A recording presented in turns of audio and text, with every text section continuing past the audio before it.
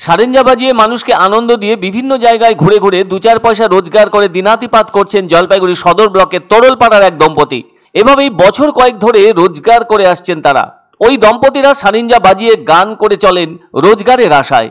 বাড়ি তোরলপাড়ায় হলেও তারা চলে যান ময়নাগুড়ি সহ অন্যান্য শহরে, কেননা ময়নাগুড়ি শহরও এখন পৌরসভা হয়েছে। ফলে ওই শহরের বিভিন্ন ওয়ার্ডে ঘুরে ঘুরে গান গেয়ে অর্থ রোজগার করে থাকছেন তারা। যিনি মূল সারেঞ্জা শিল্পী তার নাম দেবেন ব্রজবাসী। আর সারেঞ্জা বাজিয়ে গান গেয়ে কিছু রোজগারই এখন তাদের পেশা হয়ে গেছে। বয়স বাড়লেও মনটা তাদের চনমনা হয়ে আছে। তবে তারা এই জলপাইগুড়ি শহরেও সারেঞ্জা বাজিয়ে গান শুনিয়ে রোজগার করছেন।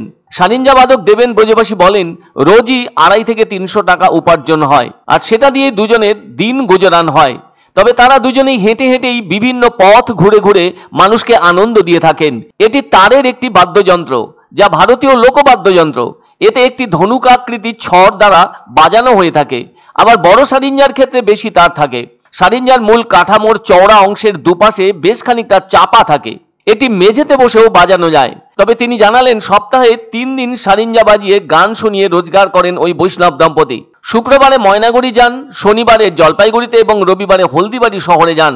শিল্পী দেবেনবাবু জানান, একজন কাঠ মিস্ত্রি এই যন্ত্রটি কাঠ দিয়ে বানিয়ে তাকে উপহার দিয়েছেন।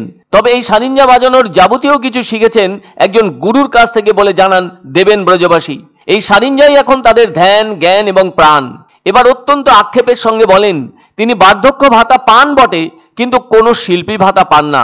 আর তার সহধর্মিনী কোনো ধরনের ভাতাই পান না বলে জানালেন দেবেনবাবু। তা বড় দুঃখের বলে মনে করছেন তারা। এদিকে ঈশ্বরের নামে ভজনা করে চলেন তারা। সংসার চালানোর কষ্ট থাকলেও সেই কষ্টকে ভুলে থাকেন গানের মধ্য দিয়ে। অনেকে মনে করেন সারেঞ্জার উৎপত্তি ধ্রদ্র বানাম নামে এক ধরনের বেহালা বাদ্যযন্ত্র থেকে। মধ্য, উত্তর, পশ্চিম ও পূর্ব ভারতে এটি দেখতে পাওয়া যায়।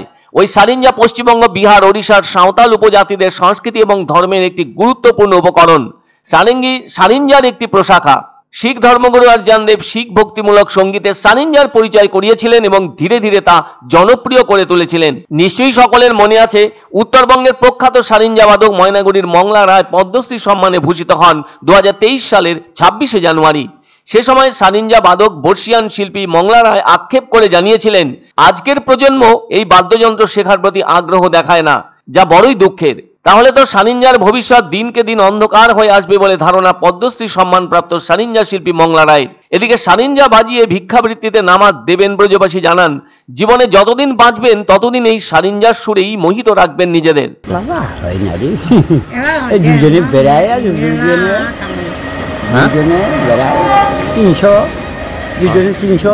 শনিবার করেই নাকি অন্য খালি 3 দিন, সপ্তাহে 3 দিন। এইটাই আমাদের প্রাণ। এই না হলে থাকবো না, পারবো না, আনন্দ লাগে না।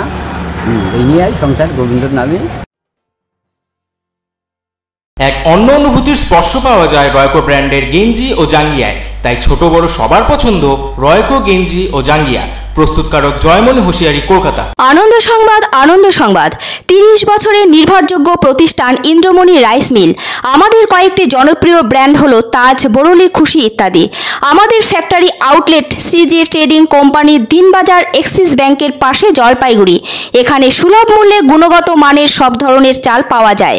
Phone number 9547029475। পছন্দসই সেরা খাবার খেতে হলে সোজা চলে আসুন রুচিসম্মত আধুনিক মানের রেস্টুরেন্ট রাজদরবারে। কেননা এখানেই আপনারা পাবেন ভোজনের রাজকীয় অনুভূতি। শুধু পুজোর সময় নয়, সারা বছরই রকমারি খাবার সরবরাহ করাই এই রেস্টুরেন্টের আভিজাত্য। আমাদের ঠিকানা রাজদরবার, রাহুতবাড়ি, বাবুপাড়া, জলপাইগুড়ি। ধামাকা ধামাকা ধামাকা।